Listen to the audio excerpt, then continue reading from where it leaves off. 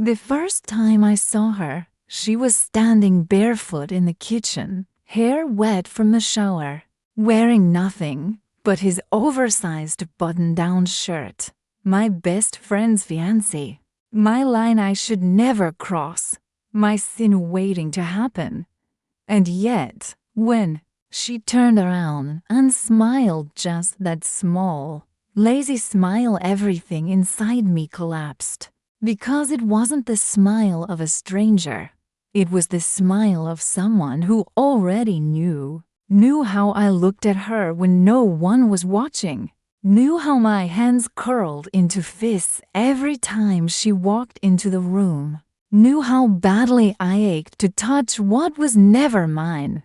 I told myself it would pass, that it was just temptation, a moment I could swallow, bury, forget. But it didn't pass. It got worse. And that night, when he left for a business trip, and I came by just to check on things, she opened the door like she was waiting for me, like she wanted this to happen. The air between us was thick, charged like a storm barely held back. I should have walked away, should have said no. But she stepped forward, barefoot, bare-legged, wearing that same damn shirt, and she whispered, "I know you think about it too." I don't remember walking in, only that the door closed behind me, only that my hand was on her neck and her mouth was on mine, and we were kissing like we were trying to forget our names. Her fingers pulled at my shirt, mine found the curve of her thigh. And nothing ever tasted so forbidden or so perfect. Her back hit the wall with a gasp. My mouth was on her collarbone, her jaw, her lips. Her shirt slid off one shoulder, and I didn't stop it. I couldn't. She was soft, warm, trembling, and I wanted her like I'd never wanted anything in my life. I lifted her, just like that, hands under her thighs, her legs wrapping around me, and carried her to the couch like a man starved. She whispered my name. I growled hers. And when we came together skin to skin, heart to heart, it wasn't just lust. It was years of holding back, of pretending we didn't burn for each other, crashing all at once. I shouldn't have touched her. That she let me. No, she begged me. And I gave her everything. That night, the world didn't exist. There was only her. And the taste of what I could never forget. Morning should have brought shame, guilt, something to remind me I'd betrayed the one person who trusted me most. But when I opened my eyes, she was already watching me bare beneath the throw blanket, her skin still marked from where my mouth had worshipped her. Her fingers traced my chest like she had every right to be there. And the worst part, I wanted her to stay. "Do you regret it?" she asked quietly, like her voice might crack the fragile silence between us. I should have said yes.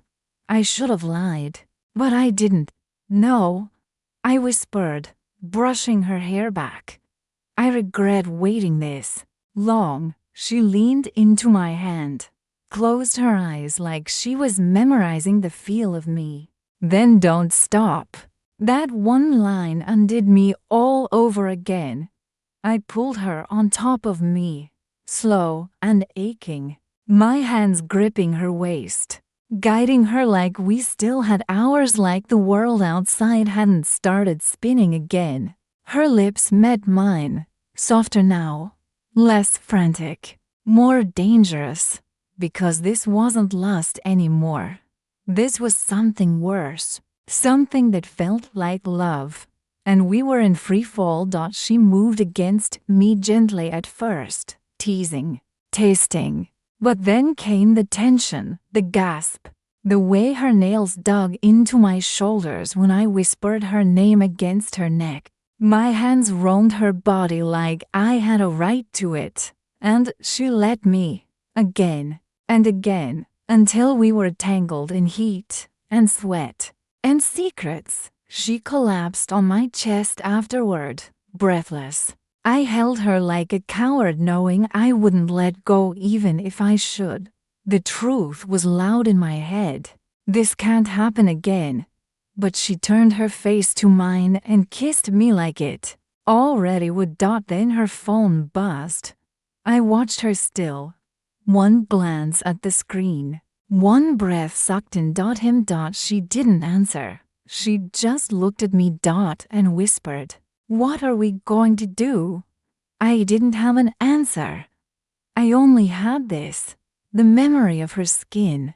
The echo of her moans. And the taste of a woman who should have never been mine, but who was at least in the dark. The next time wasn't an accident.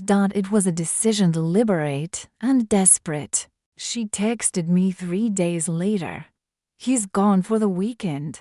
No explanation. No questions. Just an opening. A door. A dare. I shouldn't have gone. But I did. Because wanting her was a wildfire, and pretending I could contain it was the real lie. When I stepped into her apartment, she was already waiting. No smile, no words, just standing in the hallway in a silk robe that barely clung to her shoulders. Her eyes found mine and held. And we both knew this wasn't about guilt anymore. It was about hunger.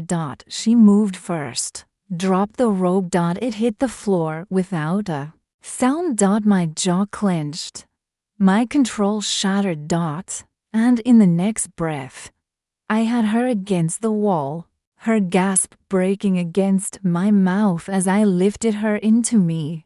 My lips moved across her neck, her collarbone, down her chest, burning a trail of worship I dreamed about since the day I met her.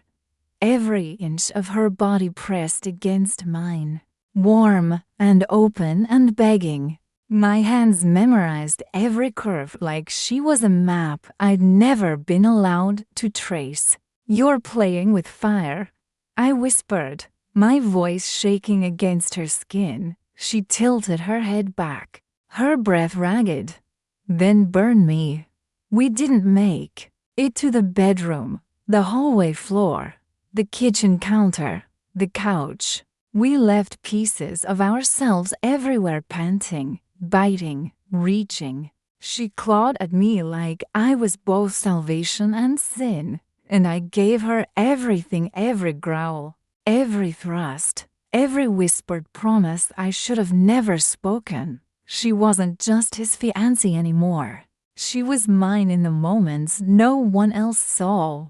Afterward, we lay in silence, her body draped across mine like a secret I couldn't breathe without. Her fingers traced slow circles on my stomach, her lips soft against my jaw. I wanted to tell her I'd stop, that I'd walk away, that I could be the man who did the right thing. But then she whispered, "I think I fell for the wrong man," and I didn't have the heart to remind her I was the worst one she could have chosen. Because I'd keep coming back, and we both knew it. We stopped pretending. No more guilt-soaked mornings. No awkward goodbyes. No lies, not to each other, at least. She started wearing my t-shirts when I stayed over, left her lipstick smudged on my coffee mugs, played my favorite music in her living room while we danced in shadows. We were reckless, stupid, addicted. And every time I tried to walk away, she pulled me back with a single look, a single touch. I told myself it would end before it got too far, before anyone got hurt. But lies don't keep time and feelings don't follow rules. That night, I arrived before sunset. She opened the door with her hair loose, cheeks flushed like she'd been pacing. One look told me everything. She missed me like a fever. I dropped my bag. She dropped her guard. In seconds, we were in the hallway, her back pressed to the wall, her leg wrapped round me. I kissed her like I hadn't in years, even though it had only been 2 days. My hands knew her rhythm now. The way her breath hitched when I bit her lower lip. The way her hips tilted when she wanted more. We made love like it was the last time. Slow, deep, soul burning. The kind that makes you believe in things that hurt later. The kind that writes itself on your bones. She straddled me on the floor. Sunlight pouring over her skin like gold. Her hands on my chest. My name in her mouth. I looked up at her like she was both the answer and the curse. And when she finally collapsed into me, heart racing, chest rising and falling against mine, she whispered something I wasn't ready to hear. I can't marry him. My breath caught. I should have stopped her. Told her this was just lust, just a moment.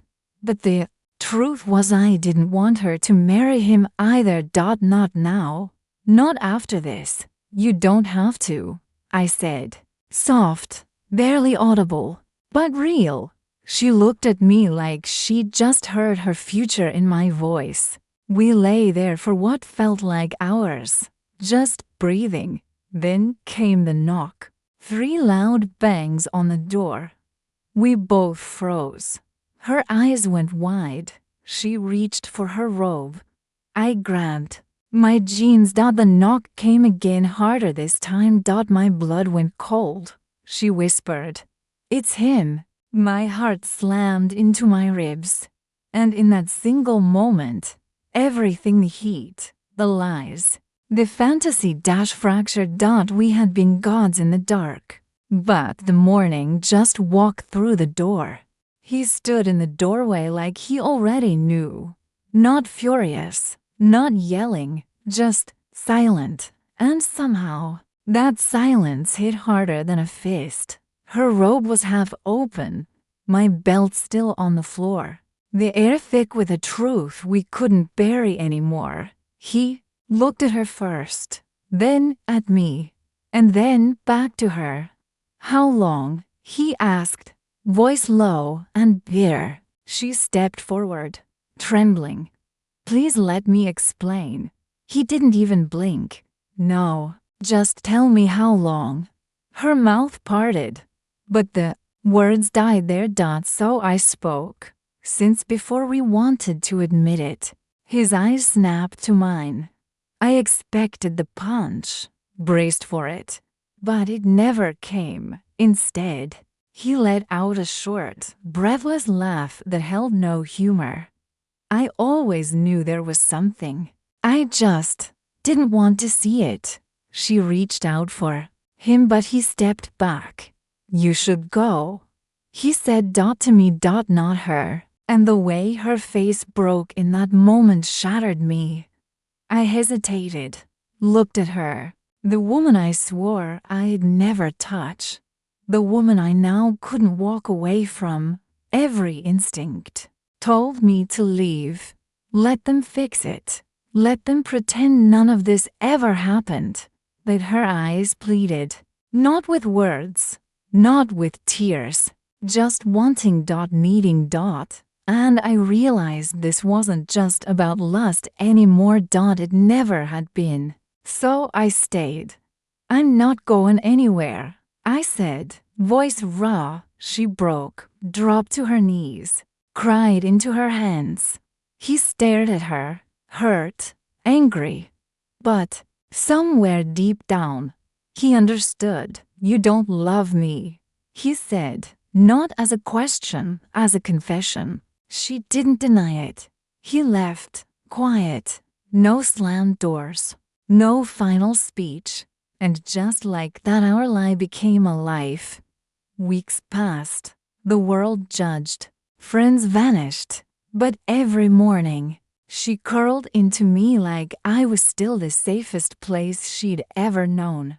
And every night, I reminded her with lips Hands whispered vows that she wasn't a mistake. She was the choice I made, even if it cost me everything. Because the truth is simple. She was off limits, but I tasted her anyway, and I'd do it again. The end.